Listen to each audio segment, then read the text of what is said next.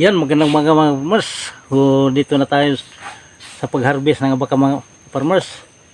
Mga pangatlong proseso mga farmers sa pag-harvest. Nang una, paglinis, pangalawa, pagtubong or pagputol mga farmers. Pangatlong proseso sa pagtaksi. Ito mga farmers, pagtaksi. Ang pangatlong proseso. Ayan. Pangapat na proseso, dalhin ito sa makina, doon na magiging fiber mga farmers. Panglimang proseso, ibilad natin bago natin ibinta ang ating fiber mga farmers. Ayan ang limang proseso bago tayo makabinta sa ating abaka mga farmers. Okay, taksi muna tayo mga farmers.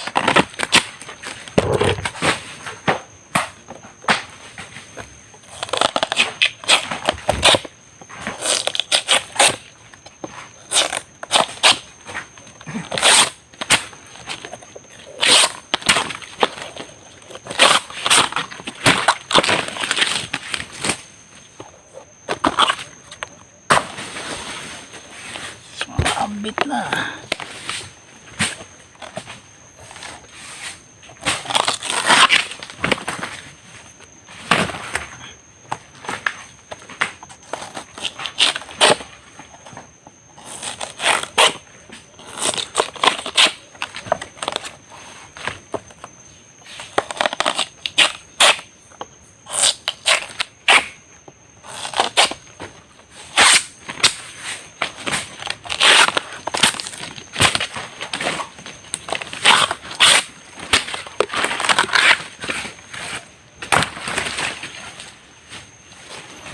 Ito yung taksi natin mga farmers.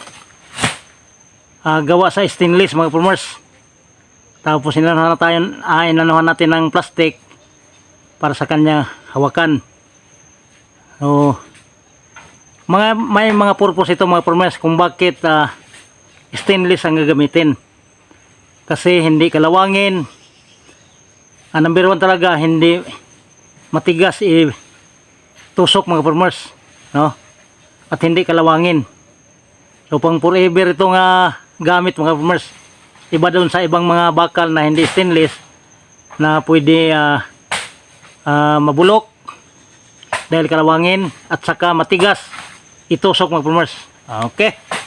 Yan.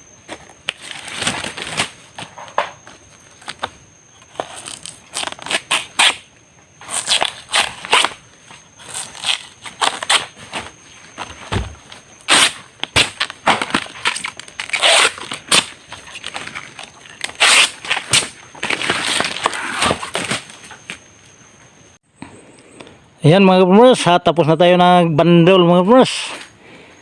Maliit na bandol lang mga farmers dahil malayo yung paghakutan natin na makina mga farmers. Ayan. Yan ang bandol natin kalaki.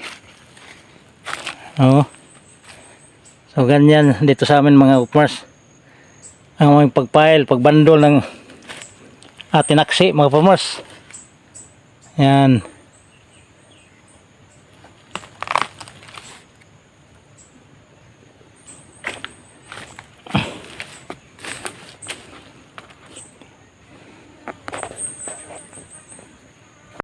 Yan mga farmers, maraming salamat sa lahat ng hindi pa nakapag pindot ng ating subscribe button mga farmers.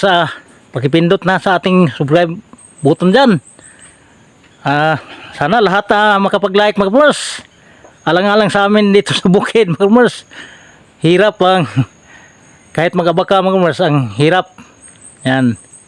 Kung gusto nyo laging makikita ang ating mga video sa bukid man o sa dagat, lalo na sa baka, so mag-notify mga farmers para updated ka sa ating mga video na ina-upload. Okay, so maraming salamat. Bye bye.